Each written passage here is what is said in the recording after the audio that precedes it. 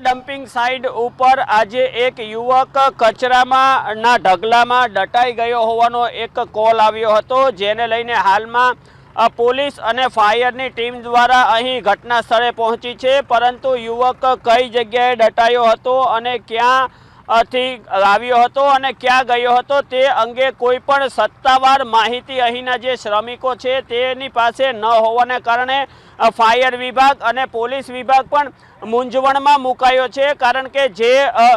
વ્યક્તિ દ્વારા કોલ કરવામાં આવ્યો હતો તે હાલમાં તેમનો કોઈ સંપર્ક નથી થઈ રહ્યો અને અહીં જે સ્થિતિમાં પીરાણા ડમ્પિંગ સાઇટ છે તેને લઈને અહીં યુવકની શોધખોળ કરવી પણ ખૂબ જ મુશ્કેલ છે અને કેટલાક શ્રમિકો અહીં બેઠા છે કે જે શ્રમિક